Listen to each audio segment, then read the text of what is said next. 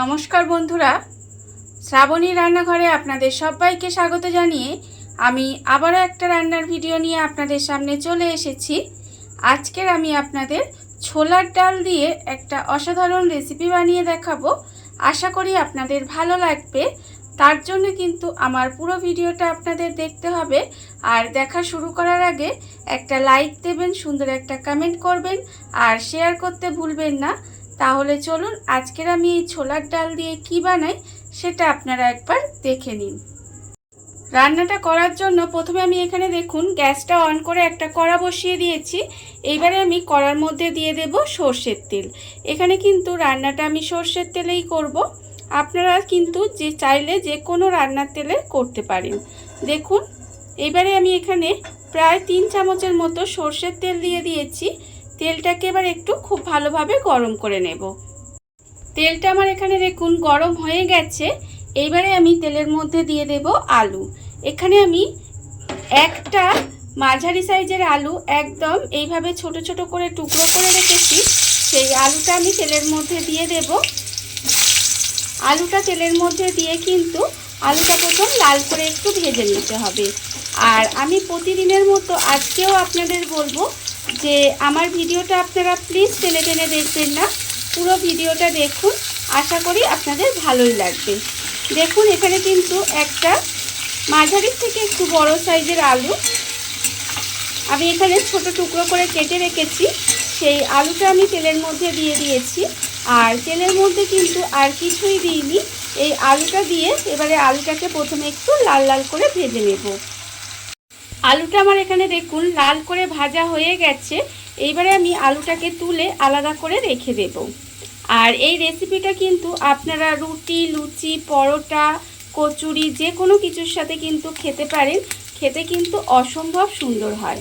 দেখুন আলুটাকে এবারে প্রথমে এইভাবে ভেজে তুলে রাখতে হবে।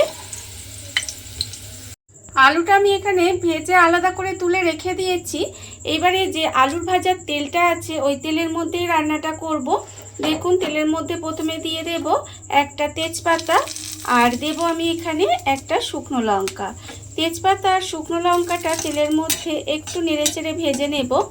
এবারে আমি এর মধ্যে দিয়ে দেব অল্প সামান্য একটু গোটা জিরে ফোড়ন দিলাম।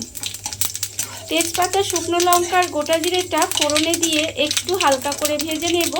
এবার আমি এর মধ্যে দিয়ে দেব পেঁয়াজ কুচি। এখানে আমি একটা মাঝারি সাইজের পেঁয়াজ এইভাবে একটু কুচি করে রেখেছি, সেই পেঁয়াজটা আমি এখানে দিয়ে দিলাম। পেঁয়াজটা এখানে দিয়ে পেঁয়াজটা কিন্তু প্রথমে খুব ভালোভাবে একটু ভেজে নেব। দেখুন পেঁয়াজটাকে কিন্তু আমাকে প্রথমে খুব ভালোভাবে ভেজে নিতে হবে।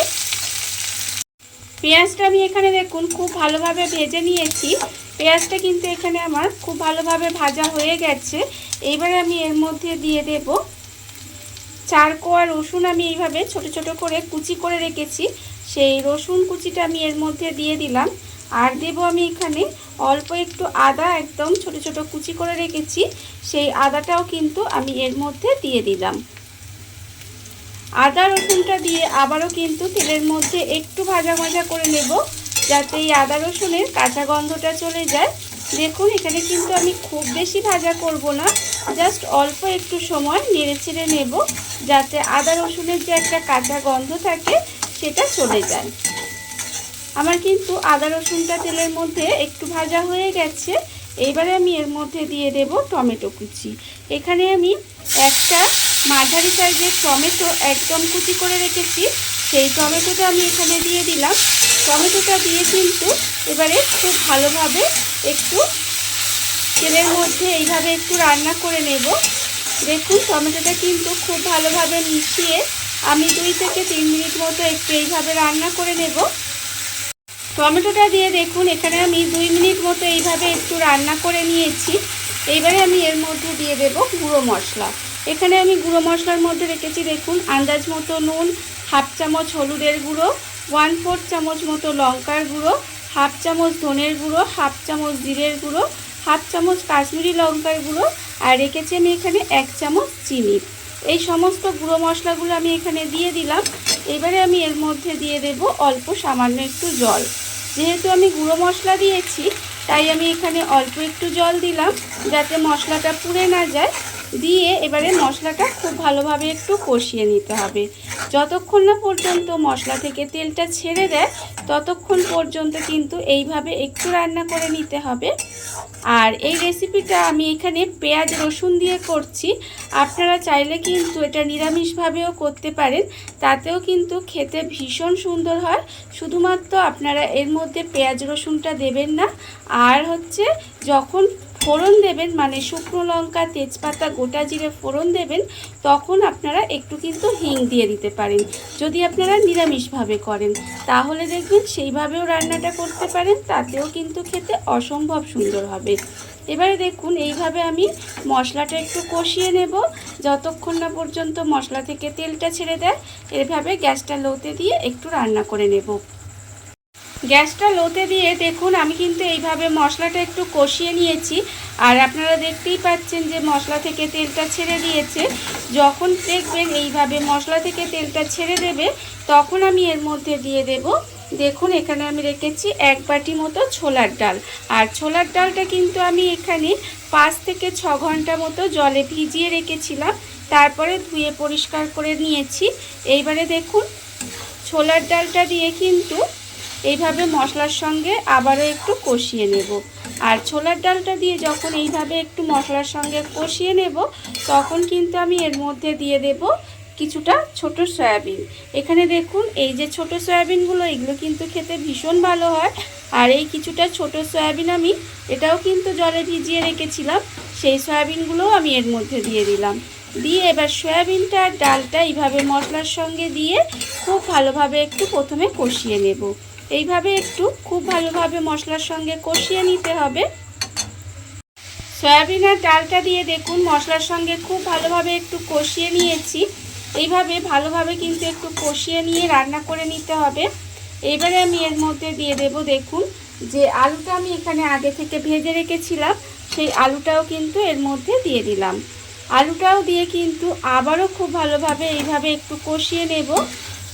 খুব ভালোভাবে আলুটা দিয়েও কিন্তু এইভাবে একটু মশলার সঙ্গে কষিয়ে প্রায় 5 মিনিট মতো রান্না করে নিতে হবে। সমস্ত কিছু একসঙ্গে ভালোভাবে কষিয়ে এইভাবে 5 মিনিট মতো একটু রান্না করে নিয়েছিলাম। দেখুন কষানোটা কিন্তু আমার একেবারে হয়ে গেছে। এইবারে আমি এর মধ্যে দিয়ে দেব জল। এখানে আমি দেখুন এইরকম বড় বাটি 2 বাটি মতো আমি এখানে জল দেব। তার কারণ ডালটা একটু সেদ্ধ হতে দেব, সেই পরিমাণ বুঝে কিন্তু জল দেবেন। আমি এখানে বড় বাটি 2 বাটি জল দিলাম, আপনারা আপনাদের পরিমাণ মতো জলটা দিয়ে দেবেন। দেখুন এইবারে গ্যাসটা লোতে দিয়ে এইভাবে ঢাকা দিয়ে কিছুক্ষণ রান্না হতে দেব, যতক্ষণ না পর্যন্ত ডাল আলু সমস্ত কিছু খুব ভালোভাবে সেদ্ধ হয়ে যায় ততক্ষণ পর্যন্ত কিন্তু এইভাবে গ্যাসটা লোতে দিয়ে ঢাকা দিয়ে কিছুক্ষণ রান্না হতে দিতে হবে। গ্যাসটা লোতে দিয়ে ঢাকা দিয়ে দেখুন আমি কিন্তু এইভাবে কিছুক্ষণ রান্না করে নিয়েছিলাম। এর ফলে দেখুন সমস্ত কিছু কিন্তু খুব ভালোভাবে সেদ্ধ হয়ে গেছে। এখানে আলুও সেদ্ধ হয়ে গেছে আপনারা দেখতেই পাচ্ছেন, আর ডালটাও কিন্তু খুব ভালোভাবে সেদ্ধ হয়ে গেছে। আমি আপনাদের দেখাচ্ছি, দেখুন ডালগুলো কিন্তু এরকমই সেদ্ধ হবে, তার মানে এই ডালগুলো কিন্তু সেদ্ধ হয়ে গেছে, অথচ এরকম একটু খাজা খাজা থাকবে। আপনাদের আমি একটু দেখাচ্ছি, দেখুন এই দেখুন ডালগুলো কিন্তু নরম হয়ে গেছে, অথচ একটু এইরকম খাজা খাজা থাকবে। সেইভাবে কিন্তু ডালটা রান্না করে নেবেন, দেখবেন এতে কিন্তু খেতে ভীষণ সুন্দর লাগে। দেখুন ডাল কিন্তু আমার এইভাবে রান্নাটা হয়ে গেছে। এইবারে আমি নামানোর আগে এর মধ্যে দিয়ে দেব খুব অল্প সামান্য একটু গরম মশলার গুঁড়ো। খুব বেশি গরম মশলা গুঁড়োর দরকার নেই, অল্প সামান্য একটু গরম মশলা গুঁড়ো দিলাম। আর দেব এখানে 2টো চেরা কাঁচা লঙ্কা। দেখুন রান্না আমার কিন্তু একেবারে রেডি হয়ে গেছে। আর এটা দেখুন একটু পাতলা মনে হচ্ছে, কিন্তু ঠান্ডা হলে আরও কিন্তু ঘন হয়ে যাবে। এবারে দেখুন গ্যাসটা অফ করে দেব, অফ করে দিলেই আমার রান্না একেবারে রেডি। গরম মশলা গুঁড়োটা দিয়ে আমি ভালোভাবে মিশিয়ে নিয়েছি।